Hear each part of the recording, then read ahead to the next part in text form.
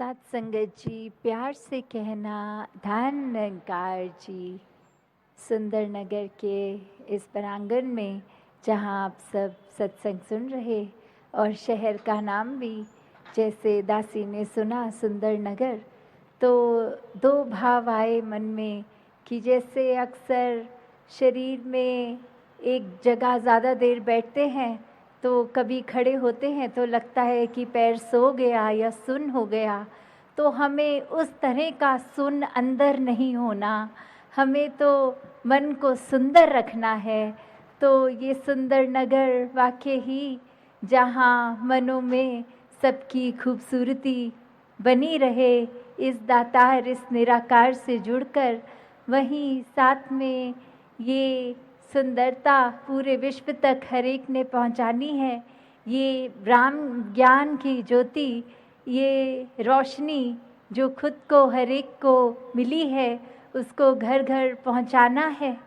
किस प्रकार जब कोई हम देखते हैं सामने वाला इंसान, उसको कैसे हर एक में इस परमात्मा का रूप दिखता है। जब ये निरंकार की पहचान, इस परमात्मा की पहचान हो जाती है और जब वो रूप दिख जाता है तो किसी से नफ़रत का भाव नहीं रहता, हर कोई अपना महसूस होता है। तो जिस तरह अगर कहीं आग जल रही हो, उसको अगर हम सोचें कैसे बुझाना है, तो आग तो बुझाती नहीं है। अभी जैसे वर्षा भी हो रही है तो आग को बुझाने के लिए पानी का ही काम एक होता है, वही आग को बुझा सकता है। इसी प्रकार मनों में अगर हमारे नफ़रत है, किसी ने हमसे कुछ खराब बोल दिया या जानबूझ के हमारे साथ कुछ गलत व्यवहार कर दिया, तो अगर हम ये सोचें कि किसी ने ऐसा किया है तो हम भी इसी तरह का सलूक करेंगे, तो उससे तो ये नफ़रत नहीं बुझेगी। नफ़रत तो सिर्फ़ प्यार से बुझती है। तो जहाँ हर एक का मन का भाव वो रहे कि प्यार ही प्यार पूरे संसार में फैलाना है, चाहे वो अपने घर वाले हों, चाहे कोई कामकाज, स्कूल, जहाँ जहाँ भी हम किसी को अड़ोसी पड़ोसी जानते हों, ये एक छोटे से दायरे से प्यार शुरू होते हुए ये पूरे मोहल्ले में, ये पूरे शहर में, ये पूरे देश में, पूरे संसार में फिर ये प्यार फैलना, ये हमारे द्वारा ये शुरुआत करके हर एक तक पहुंचनी वो संभव हो जाती है।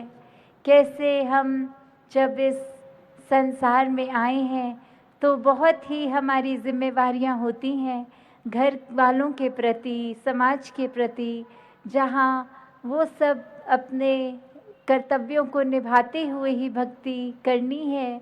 और कभी भी अगर लगता है कि कोई सिचुएशन इतनी मुश्किल होती है कि अपनी जिम्मेवारियों को ही छोड़ दें, तो उस समय ये भक्त कभी भक्ति नहीं कर रहा होता, क्योंकि गृहस्थ और समाज में ही निभाते हुए सारे अपने कार्य ही भक्ति करनी संभव होती है। जिस तरह उदाहरण भी देखें तो अगर कोई फौज में है तो अगर वो अपनी जिम्मेवारी से, अपनी ड्यूटी पॉइंट से हट के भाग जाता है तो उसको शाबाशी तो नहीं मिलती। तो उसी प्रकार अगर कोई अपनी जगह पर खड़ा है, अपने एक ड्यूटी को अच्छे से निभा रहा है, वो ही मुबारकबाद का पात्र होता है। वैसे ही हर एक से, जहाँ हमने घर वालों को भी अगर हों, सिर्फ उनके लिए नहीं, हर एक के लिए, कि हर एक के लिए हम इंसान हैं और सामने वाला भी इंसान है, तो ये एक परमात्मा की ही अंश हम में भी है, उनमें भी है।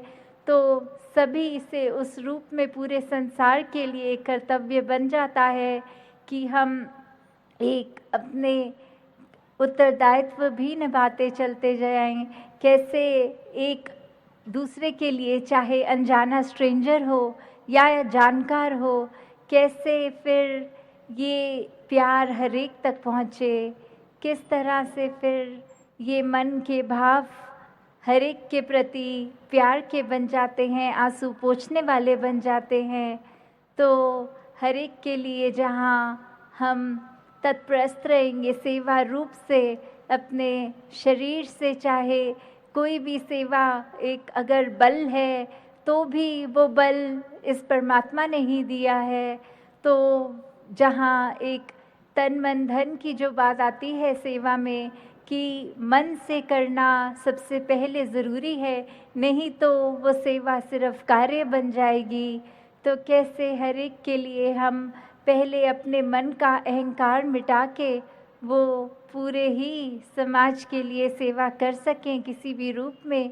वहीं अपनी स्पिरिचुअलिटी को अगर हम देखते हैं तो उसमें भी इज़ाफ़ा युगों युगों से जो भी संतों ने कहा है कि ये माया का रूप, ये पूरा संसार, इसने तो क्षणभंगुर की तरह अभी है, अगले पल वो वस्तु नहीं है जीवन में, तो ये तो आने जाने वाली है, इसने सदैव स्थिर नहीं रहना। स्थिर तो हमेशा ये परमात्मा ही होता है, जो ये धरती की रचना से पहले भी था। अब धरती जब भी खत्म होगी उसके बाद भी इस परमात्मा ने रहना है। तो कैसे जब इस स्थिर परमात्मा को जानकर, इससे प्यार करके, इस पे विश्वास करके, इसके ऊपर एक अडिग रहते हैं, वैसे ही हम अपने जीवन में जब ये मजबूती, ये सहजता को, ये स्थिरता को प्राप्त कर लेते हैं तो सारे ही कार्य हमारे एक बखूबी स्वयं ही निभ जाते हैं। हमें सिर्फ अपना वो कर्म रूप एक करते जाना है, कभी अपनी किसी भी रिस्पॉन्सिबिलिटी से पीछे नहीं होना। तो दातार कृपा करे, जहाँ हर कोई इस संसार में आया है और मनुष्य होने का परम लक्ष्य ही ये कि अपनी पहचान कर लो कि ये आए हो इस शरीर में, तो ये शरीर ही पहचान नहीं है, असली पहचान तो ये आत्मा की पहचान जो इस परमात्मा का अंश है। तो कैसे ये पहचान सिर्फ जीते जी ही की जा सकती है। अक्सर इंसान सोचता है कि अभी बाल अवस्था है, अभी भक्ति की उम्र नहीं है, अभी तो खेलने कूदने की उम्र है, फिर नौजवानी का समय तो और लगता है कि चलो अभी काम काज, एक परिवार की जिम्मेवारी का समय है, फिर जब बुढ़ापा आएगा तो कर लेंगे भक्ति। पर सच्चाई तो ये है, किसी को नहीं पता कि हमारे श्वास कितने हैं। तो ये जब आँख खुले तब सवेरा, जब जिसके मन में वो क्यूरियोसिटी, वो प्रभु परमात्मा को जानने की एक ये इच्छा जाहिर हो, वो ही समय मुबारक समय है, चाहे बचपन हो, जवानी हो, बुढ़ापा हो। तो दातार सभी पे कृपा करे। दासी इन्हीं शब्दों से आपसे आगे